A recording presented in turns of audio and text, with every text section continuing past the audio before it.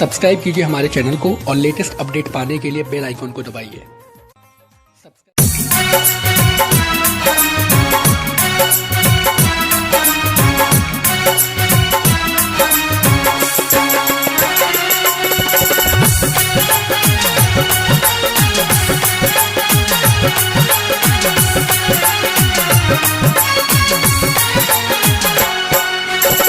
केवट से नैया मांगे भगवन पुकार बा, भगवन पुकार बा। भैया नैया ले आवा जाना वही पार बा। केवट से नैया मांगे भगवन पुकार बा, भगवन पुकार बा। भैया नैया ले आवा जाना वही पार बा। भैया नैया ले आवा जाना वही पार बा।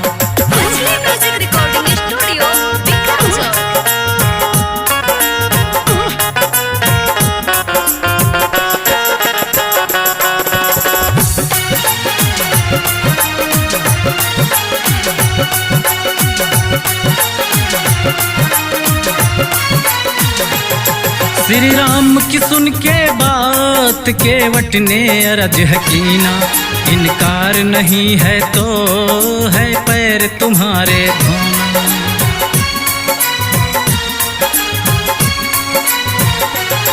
श्री राम की सुन के बात केवट ने अरज हकीना, इनकार नहीं है तो है पैर तुम्हारे धोना। सुना बाट जादू भरा पौआ तोहार बा, पौआ तोहार बा।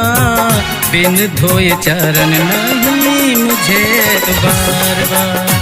केवट से नैया मांगे भगवन पुकार बा, भगवन पुकार बा। भैया नैया ले आ जाना वही पार बा।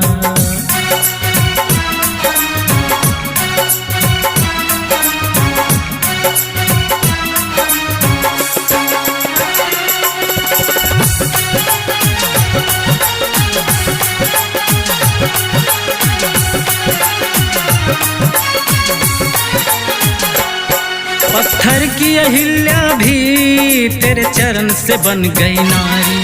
बस चिंता यही मुझे एक ही है नैया हमारी।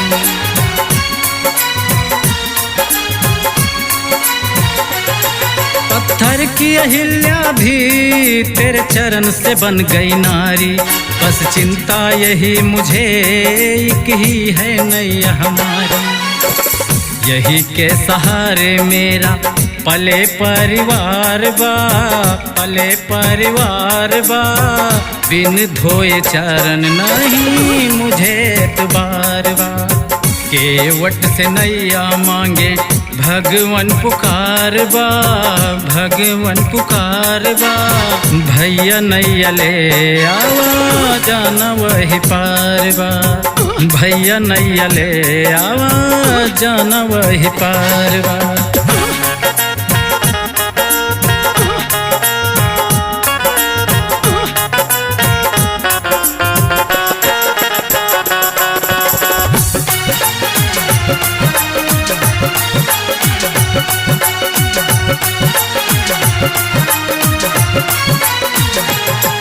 यही बिनती हवे प्रभु उतराई नहीं देना, लेकिन भवसागर से बस पार मुझे करना।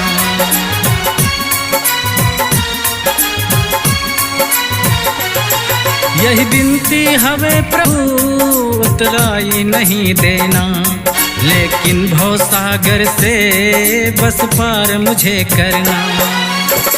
गांधी कहे केवट यही कहे बार बार बा, कहे बार बार बा। बिन धोए चरण नहीं मुझे एतबार बा। केवट से नैया मांगे भगवन पुकार बा, भगवन पुकार बा। भैया नैया ले आवा जाना वही पार बा।